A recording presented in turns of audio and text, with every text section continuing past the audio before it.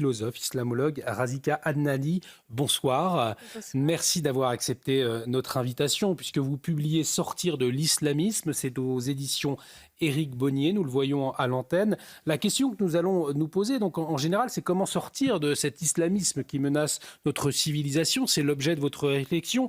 Mais peut-être avant un état de lieu. Gilles Kepel parle, lui, de djihadisme d'atmosphère. Bruno Retailleau emploie la même expression pour qualifier la situation de la France. Vous rejoignez ce constat? Vous parleriez de djihadisme d'atmosphère aujourd'hui? Au fait, pour moi, le djihadisme, c'est le niveau le plus extrême de l'islamisme. Donc, quand une personne est dans un niveau très avancé dans le domaine de l'islamisme, où il veut à tout prix mettre en œuvre le modèle de société que revendiquent les islamistes, et quand il veut aller très vite vers son objectif, le réaliser sans perdre de temps, là, et il va utiliser donc la violence pour arriver à son objectif. Mais le problème, moi je pense que le problème de l'islamisme, que ce soit en France ou dans le monde musulman, parce que je parle de l'islamisme d'une manière générale, oui, c'est qu'il a connu ces dernières années une montée très inquiétante, et les sociétés musulmanes elles-mêmes connaissent un retour à un islamisme traditionnel et fondamentaliste. Ce retour a commencé dans les années 1950, mais il se faisait d'une manière très progressive. Aujourd'hui, on constate une accélération de ce retour en arrière qui ne concerne pas uniquement les sociétés musulmanes, il touche également les musulmans d'Occident. Oui. Et plus précisément, ces dernières années, on constate un retour d'un fondamentalisme très rigoriste qui arrive au pouvoir, comme c'est le cas en Afghanistan en 2021 et aujourd'hui la Syrie qui, elle aussi, est tombée dans les mains des islamistes. Donc vous nous dites aujourd'hui que les musulmans, au fond, sont aussi les premières victimes de cette montée de l'islamisme dans le monde en général. Les sociétés musulmanes sont effectivement des victimes de cette montée de l'islamisme, notamment les femmes, on le voit bien en Afghanistan, et elles vont encore connaître des moments très difficiles. Si vous avez vu hier le nouveau gouvernement d'El-Djoulani, oui, il n'y a aucune femme qui est désignée dans ce nouveau gouvernement. Donc les femmes sont déjà exclues. Quand on parle d'un homme modéré, notamment en Syrie, puisque nous en parlons, vous n'y croyez pas? Non, pas du tout. El-Djoulani, en arrivant à Damas, il a fait son premier discours à la mosquée. Et le Premier ministre d'El-Djoulani, le Premier ministre, a fait un prêche de vendredi à la mosquée. Donc la dissolution entre le politique et le religieux est totale avec le gouvernement de Djoulani. Or, les pays musulmans, à partir de la fin du système califal, ils ont fait une certaine séparation qui n'était pas complète, mais qui était très intéressante entre le politique et le religieux. Avec El Djoulani, cette frontière entre le politique et le religieux disparaît totalement. Finalement, et vous l'écrivez dans votre ouvrage, vous parlez de l'islamisme comme un patriarcat déviant. Il ne peut exister sans soumettre les femmes. C'est vrai qu'on le constate. En soumettant les femmes, l'islamisme soumet l'homme, la pensée, la société. Et pourtant, en France, on voit que ce patriarcat, alors soit n'est pas identifié, soit n'est pas dénoncé par les féministes de gauche, notamment. Nous le remarquons souvent. Comment est-ce que vous l'observez, vous l'expliquez, tout cela ? En fait, en Occident et en France en particulier, il y a un problème énorme et très grand, je dirais, dans le domaine de la définition de l'islamisme, la représentation de l'islamisme et la lutte contre l'islamisme. Donc on présente l'islamisme comme synonyme de l'islam politique à partir du début des années 1980, parce qu'avant, il signifiait tout simplement la religion musulmane, et on a décidé qu'il n'était pas l'islam, qu'il était distinct de l'islam, avec l'expression « l'islamisme n'a rien à voir avec l'islam ».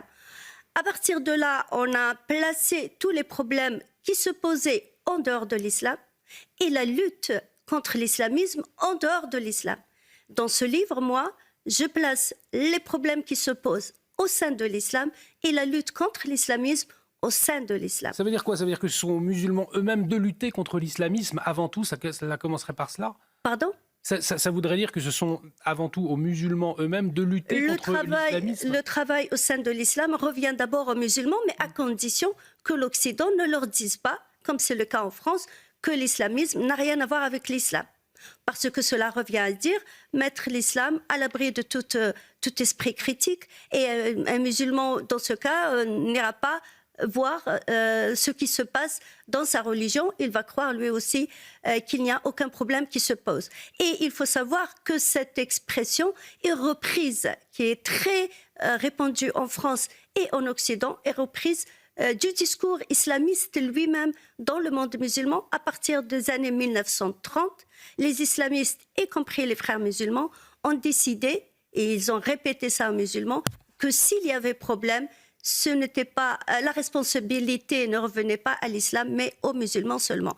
Eux aussi, donc, ont placé les problèmes en dehors de l'islam et les solutions en dehors de l'islam. On retrouve une similitude entre ce que voulaient les islamistes et ce qui a été fait en Occident jusque-là. Les deux ont participé à la prolifération de l'islamisme et au renforcement de l'islamisme. C'est très logique. Si on ne regarde pas l'islam avec un regard critique, si on ne fait pas de travail au sein de l'islam, eh bien, évidemment, on ne pourra pas régler les problèmes.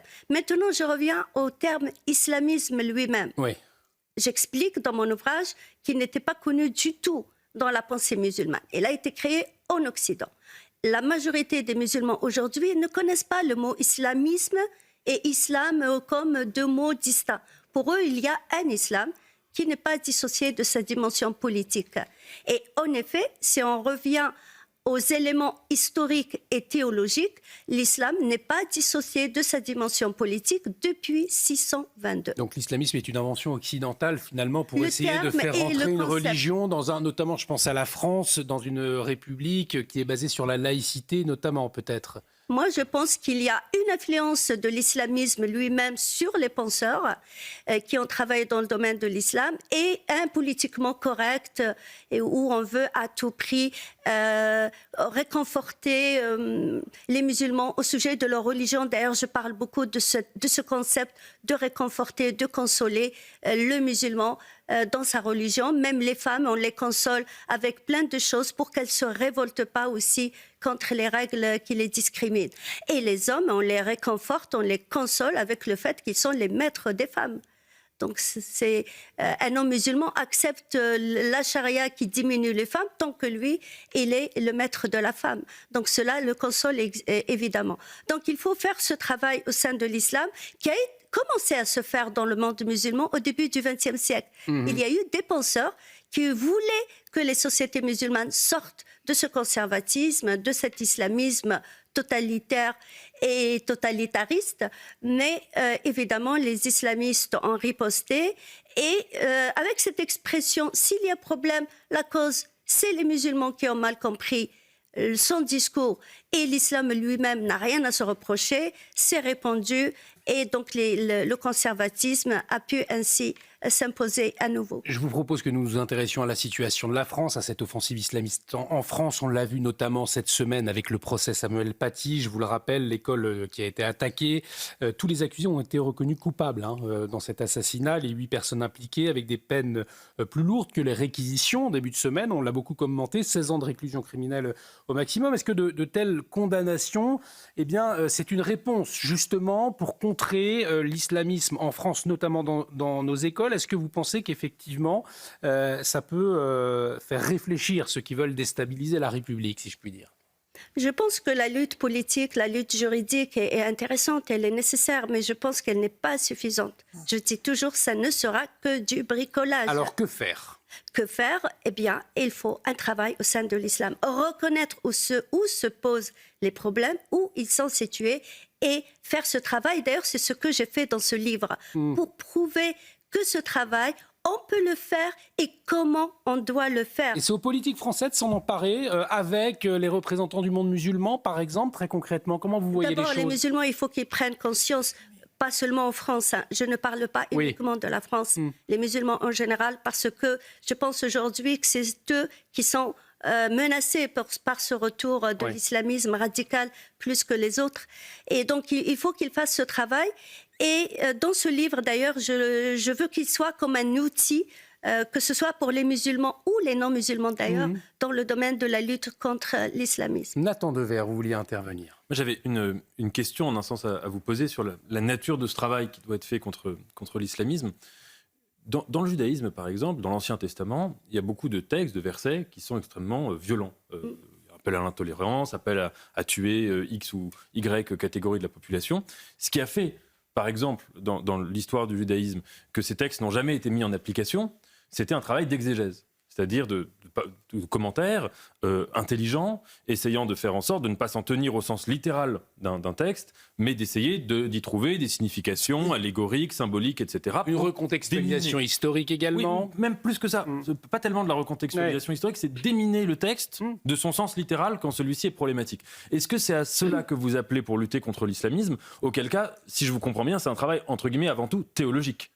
Je le fais dans mon ouvrage et ce que vous dites là est très intéressant. C'est ce que moi j'appelle dans l'ouvrage le choix des versets. Si vous lisez le Coran et vous regardez les recommandations qui existent dans le Coran, vous allez réaliser que les musulmans ne mettent pas en pratique toutes les recommandations coraniques. Donc ils ont mis en pratique certaines, ils en ont négligé d'autres. Donc dès le départ, ils ont choisi certaines recommandations et pas d'autres. Ils ont fait ce que j'appelle un choix. Et aujourd'hui, pourquoi ils ne feraient pas un autre choix, par exemple ? Et c'est ce que j'essaie d'expliquer. Les premiers musulmans qui ont mis en place le droit musulman, eux, n'ont pas caché le fait que certains versets, certaines recommandations ont été négligées pour des raisons politiques, sociales, morales, etc. Mais à partir du Xe siècle, il y a eu toute une théologie qui a été mise en place, des théories qui ont fermé tout ce travail, qui ont mis fin à tout ce travail, comme je l'explique dans le livre. Je parle de 3 théories les plus importantes. Donc il faut d'abord remettre en question ces théories, parce qu'elles-mêmes, elles sont devenues des dogmes. Alors il faut prouver qu'elles ne sont pas des dogmes, c'est les êtres humains qui les ont mises en place pour aller vers un autre travail. Pourquoi ne pas abandonner certaines règles qui posent problème, comme avant d'ailleurs les musulmans ont abandonné certaines règles qui ne correspondaient pas à leur conception de la société. Amaury Brelet et puis Marilyn Barnès, souhaitez-vous interpeller? J'avais une question. Est-ce que le fait que le Coran soit la parole incréée d'Allah et le fait qu'aujourd'hui ceux qui pourraient faire ce travail sur le texte sont visiblement, en tout cas majoritairement appartenant à la frange la plus radicale, ne pose pas problème et empêche ce travail dans les années qui viennent? Si on laisse les islamistes, eux, toujours décider et nous dire que le Coran est incréé, que c'est ainsi et pas autrement, eh bien, évidemment, on ne pourra jamais sortir du problème. Il faut qu'on leur montre qu'il y a des erreurs. Il faut que les musulmans eux-mêmes sachent d'où vient cette théorie du Coran incréé. Je l'explique dans l'ouvrage, je l'ai expliqué dans d'autres occasions, comment cette théorie a été mise en place et comment cette théorie, en réalité, n'existe pas dans le Coran. Donc les versets sur lesquels ils se sont fondés pour donner une légitimité à cette théorie, il suffit de les lire pour voir que finalement, ils ne donnent pas un argument suffisant pour dire que le Coran est incréé. Donc il y a tout un travail à faire qui a été fermé pendant des siècles d'ailleurs, avec ce poids que les conservateurs avaient dans toute la société musulmane. Et je le vois aujourd'hui revenir, comme c'est le cas en Syrie, qui peut aujourd'hui dire par exemple à Djoulani, non, ce que tu donnes là comme des règles intouchables et ainsi que les choses doivent être faites et pas autrement, qui peut lui dire aujourd'hui, non, on peut faire autrement, il y a une autre façon de faire. Je pense que les populations musulmanes ont un rôle important dans ce travail, mais aussi l'Occident. Je répète que l'Occident a une part de responsabilité très importante dans la montée de l'islamisme. Et je le répète, et je le dis bien dans le livre, répéter aux musulmans que tous les problèmes qui se posent sont placés en dehors de l'islam. L'islam n'a rien à voir avec ces problèmes.